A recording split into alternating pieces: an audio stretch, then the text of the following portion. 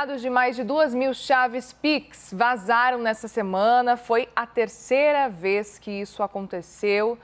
A gente conversa então sobre esse assunto com o perito especializado em crimes digitais, o Wanderson Castilho. Wanderson, boa noite. Muito bem-vindo aqui na CNN. Boa noite, boa noite. Wanderson, quando a gente fala que dados de Pix de pessoas foram vazados, estamos falando de CPF, estamos falando de celular, e-mail. Quais são os riscos que essas pessoas que tiveram informações, dados vazados, estão correndo?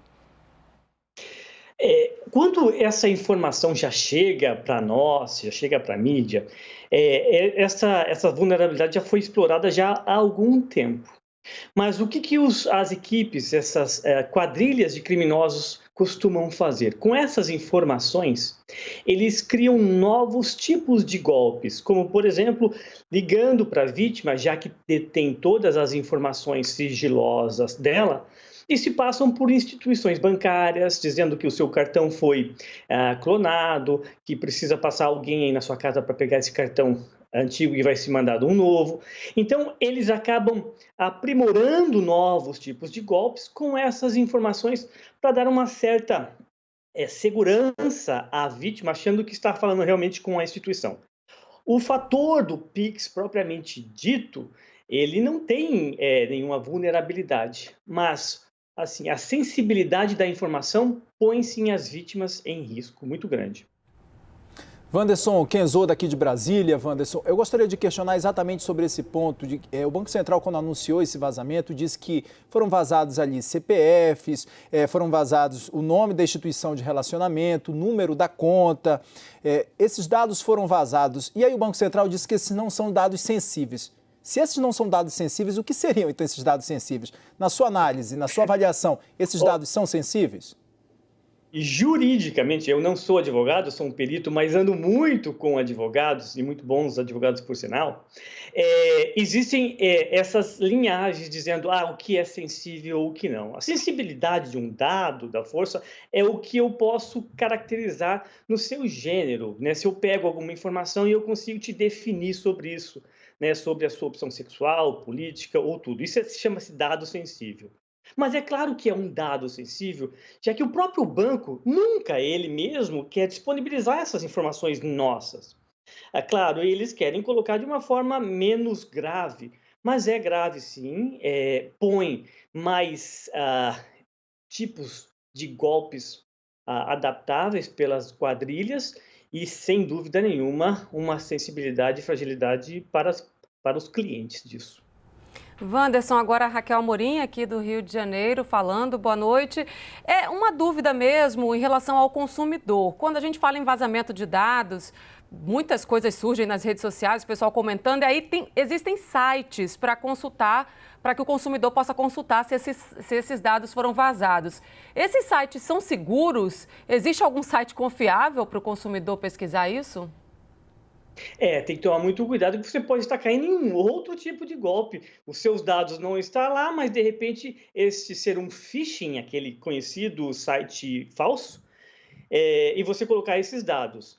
Entenda que é melhor você acessar quando são dados diretamente das instituições ou governamentais. Se você olha um link já diferente, não entre. Procure um especialista, alguém que já conheça, para falar: olha, como é que eu posso saber se eu fui vítima desse novo ataque ali, se o meu nome está ali? E é muito importante cada um do cidadão for atrás e perceber se realmente os seus dados foram expostos para que você tome as medidas de segurança, tais como contratar serviços de monitoramento do seu CPF, para que não haja novos cadastros em lojas em seu nome.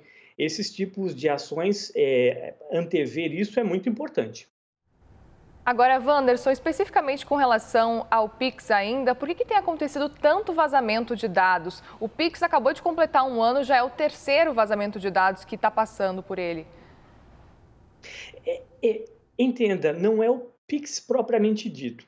Os vazamentos de informações, eles acontecem já historicamente no nosso país. E o ano passado bateu recorde, né? Teve um único vazamento, de aproximadamente 227 milhões de pessoas, praticamente o país inteiro. que continham essas informações, exceto o número Pix. E o número Pix nada mais é que um número da sua conta, agência e banco. Ele não é sensível? Ele é sensível, mas o que a pessoa pode fazer propriamente dito com essa informação? Invadir o banco? Não, o banco muito seguro.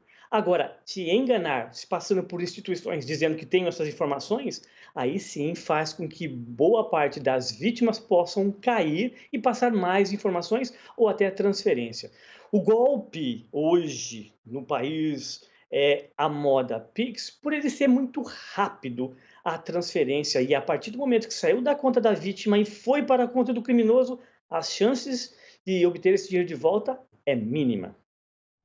Wanderson, exatamente pela praticidade, pela velocidade, o Pix caiu no gosto da população, o brasileiro tem usado bastante isso. Diante desses vazamentos, 3 vazamentos que aconteceram nos últimos meses, aí, um em setembro, outro em janeiro, agora outro vazamento em fevereiro, eu gostaria de saber, essa ferramenta, ela perde credibilidade? Como é que você avalia isso pelos próximos meses? Há a possibilidade do Pix perder essa credibilidade de segurança mesmo, de uma forma geral, para a população?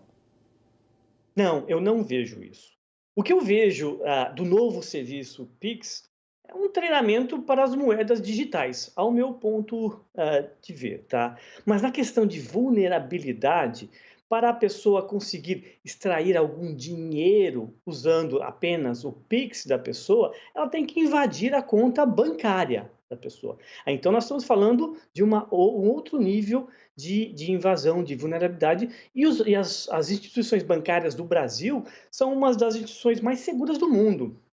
E é claro, o que tem a vulnerabilidade é a ignorância, é o não conhecimento por parte da vítima. E aí, usar destes dados, e é o que a gente chama de engenharia social, enganar, né, o estelionato, cometer o estelionato contra a vítima, fica mais fácil quando eu tenho essas informações. O perigo não é especificamente na instituição, o perigo está em eu dar certa confiança para a vítima, dizendo, olha quem eu sou, porque eu conheço tudo isso sobre você. Sei o seu Pix, sei a sua conta, sei o seu CPF, os seus parentes, eu sei tudo sobre isso. E aqui é o banco e olha, você caiu num golpe. E, na verdade, está sendo esse golpe. É esta informação que quem está assistindo precisa ficar atento. Quando alguém entrar em contato com vocês e passando por instituições bancárias, você tem que ter certeza absoluta que está falando com o banco. Sim, desconfiar sempre, né, Wanderson? Agora, o que esse vazamento de dados, de forma geral, sinaliza sobre a adoção de segurança cibernética no país? Isso deve ser mais debatido? Como é que você avalia essa questão? É uma pergunta muito pertinente e inteligente e põe a gente, né, como cidadão, preocupado. Agora já está em vigor a lei LGPD, e a gente se questiona como profissional, dizendo, será que essas instituições estão seguindo essa lei? Como está acontecendo essas vulnerabilidades? Esses vazamentos são de agora ou já passado?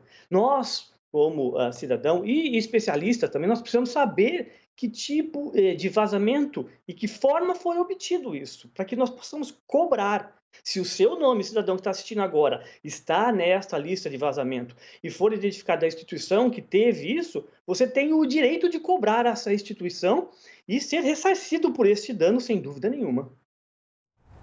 Perfeito, Wanderson, obrigada pelos esclarecimentos.